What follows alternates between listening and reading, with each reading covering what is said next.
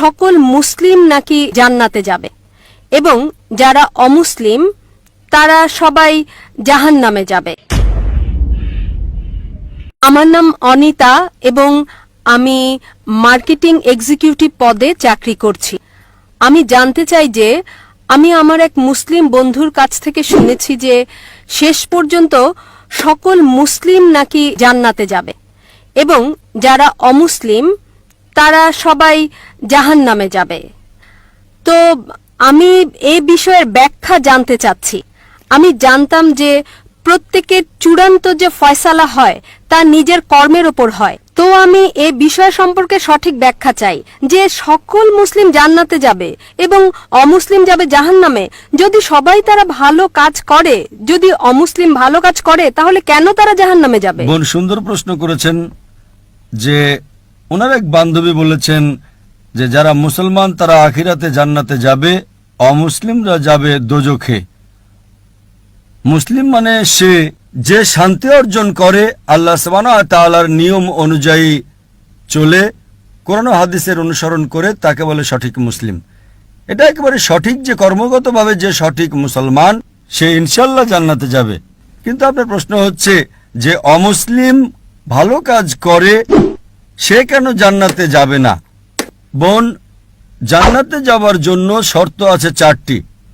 যখন আমি আমার 10ম শ্রেণী পাশ করি, আমি সেন্ট পিটার্স স্কুল থেকে পাশ করি, যখন আমি আইসিএসসিতে ছিলাম 10ম শ্রেণীতে, তখন পরীক্ষাতে আমার 6টি আবশ্যকীয় বিষয় ছিল: ইংরেজি, গণিত, বিজ্ঞান, ভূগোল, ইতিহাস, হিন্দি।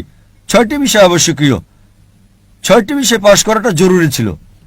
একইভাবে মানুষকে জান্নাতে যেতে হলে 4টি শর্ত রয়েছে।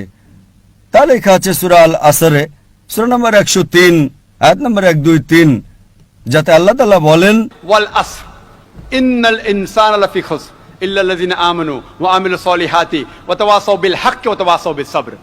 আল্লাহ সুবহানাহু ওয়া তাআলা শপথ করছেন সময়ের, আসরের। নিশ্চয়ই মানুষ ক্ষতিগ্রস্ত, শুধু তারা যারা 4টি বিষয়ে সাফল্য লাভ করে তারা ক্ষতিগ্রস্ত নয়।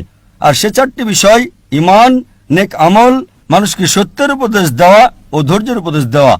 যেভাবে আমাকে 10ম শ্রেণী পাশ করার জন্য 6টি বিষয় পাশ করাটা ঠিক জরুরি ছিল। যেমন ধরেন, যদি আমি অঙ্ক, ইংরেজি, ইতিহাস, ভূগোল, বিজ্ঞানে 99% নাম্বার পাই, 99%, এবং হিন্দি বিষয়ে শুধু আমি 10% পাই এবং পাশের নম্বর 40% হয়, পাশের জন্য 40 নম্বর প্রয়োজন। যদি একটা বিষয়ে আমি হিন্দিতে 10% নাম্বার পাই এবং বাকি 5টা বিষয়ে 99% নাম্বার পাই, তখন কি আমি 10ম শ্রেণী পাশ করতে পারবো কি না? বোন, আমি আপনাকে জিজ্ঞেস করছি, আমি 10ম শ্রেণী পাশ করতে পারবো কি পারবো না? এক বিষয়ে 10%, অন্য 5টা বিষয়ে 99%, আমি 10ম শ্রেণী পাশ করতে পারবো কি পারবো না? জি না। না, কেন? যেহেতু আমি হিন্দি বিষয়ে 10% নাম্বার পেয়েছি, হোক অন্যগুলোতে 99%, হিন্দিতে 10 নাম্বার ফেল। ওই রকম ভাবে জান্নাতে যেতে হলে সূরা আল আসর অনুযায়ী 4টি বিষয় জরুরি: ঈমান, নেক আমল, যেমনটা আপনি বলেছেন, ওয়া তাওয়াসাউ বিল হক, মানুষকে সত্যের পথে ডাকা, ওয়া তাওয়াসাউ বিস সাবর, মানুষকে ধৈর্যের উপদেশ দেওয়া। 4টি বিষয় হচ্ছে জরুরি। এই 4টি বিষয়ের মধ্যে যদি একটিও বাদ চলে যায়, বিদ্যমান না থাকে, যদি আপনি একটি বিষয় ফেল করে থাকেন, আপনি জান্নাতে যেতে পারবেন না। যদি আপনি বলেন যে আপনি খুব ভালো মানুষ, আমলের দিকে আপনি খুব ভালো আমল করেন, ধরে নিলাম যে আপনি 99 নম্বর পেয়েছেন আমলে, 99, কিন্তু ঈমানে তো ফেল করেছেন। আপনি এটা মানেন না যে আল্লাহ এক এবং মুহাম্মদ সাল্লাল্লাহু আলাইহি ওয়াসাল্লাম শেষ পয়গম্বর, যা সকল ধর্মগ্রন্থের মধ্যে লেখা আছে। তো আপনি ঈমানে ফেল। আপনি যতই নেক কাজ করেন, 99% নাম্বার পান, 100 নাম্বার পান, বাকি 3টা অংশে, কিন্তু ঈমানে ফেল হলে তো আপনি জান্নাতে যেতে পারবেন না। এই একইভাবে যদি কোনো মানুষ হয় নামে মুসলমান, ভালো কাজ করে না, নেক আমল করে না, ওয়া তাওয়াসাউ বিল হক, আহ্বান করছে না লোকদের, সত্যের পথে ডাকছে না, কিংবা মানুষকে ধৈর্যের উপদেশ দিচ্ছে না, শুধু নামে মুসলমান, মোহাম্মদ, সুলতান, জাকির, আব্দুল্লাহ, তো সে জান্নাতে যাবে না।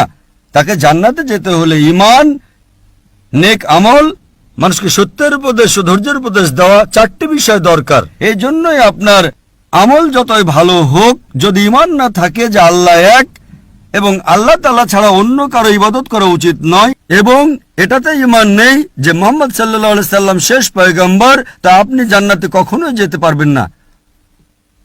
বোন, আপনি কি আমার উত্তরে সন্তুষ্ট হয়েছেন? জি হ্যাঁ, ধন্যবাদ ব্যাখ্যার জন্যে। আপনাকেও স্বাগত। পবিত্র কোরআন হলো এই পৃথিবীর মধ্যে সবচাইতে পজিটিভ বই। কোরআন হলো মানবতার একটি ইস্তেহার।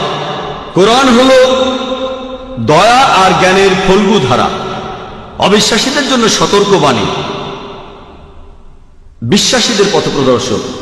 কোরআন সন্দেহবাদীদের জন্য নিশ্চয়তা, দুঃখী মানুষের সান্ত্বনার বাণী, এবং কোরআন হলো নৈরাশ্যবাদীদের জন্য আশার বাণী।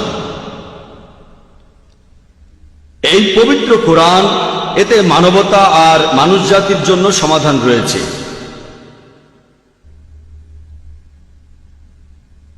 এভাবে যদি আমরা কোনো সমাধান পাই, তখন আমরা উৎস জানতে চাই, এর সত্যতা সম্পর্কে জানতে চাই। যেমন ধরেন, আপনার জ্বর হয়েছে, তখন কেউ আপনাকে প্রেসক্রিপশন দিলে আপনি জানতে চাইবেন যে প্রেসক্রিপশনটা কে লিখেছে, সে কি একজন ডাক্তার, সে লোকটার যোগ্যতা কি। একইভাবে মানুষজন জানতে চাইবে যে এই পবিত্র কোরআনের কথাগুলো কে লিখেছেন। মানুষ জানতে চাইবে কোরআনের এই কথাগুলোর সত্যতা কতখানি। তবে এখানে আমার দেওয়া সমাধানের কোনো মূল্য নেই, এখানে আমি মূল্যহীন। যিনি মানবতার জন্য এই সমাধান দিয়েছেন, তিনি এই মানুষ জাতির সৃষ্টিকর্তা, তিনি সব জীবজন্তু স্রষ্টা, এই পৃথিবীর স্রষ্টা, তিনি এই বিশ্বজগতের স্রষ্টা। মানবতার সমাধান যিনি দিতে পারেন, তিনি হলেন এই মানুষ জাতির পালনকর্তা ও রক্ষাকর্তা। এছাড়াও তিনি এই বিশ্বজগতের রক্ষাকর্তা। আজকের এই আলোচনা শুরু করার আগে আমি প্রথমেই দর্শক শ্রোতাদের বলবো, পবিত্র কোরআনের সত্যতা এবং এর উৎস সম্পর্কে। কোরআনের উৎস সম্পর্কে আমি সংক্ষেপে এটাই প্রমাণ করব যে পবিত্র কোরআন এটা আল্লাহ তাআলার বাণী। এছাড়াও সেই সব লোকজন যারা আল্লাহকে বিশ্বাস করে না, তাদের সামনে আমি এটাই প্রমাণ করার চেষ্টা করব যে আল্লাহ অবশ্যই আছেন।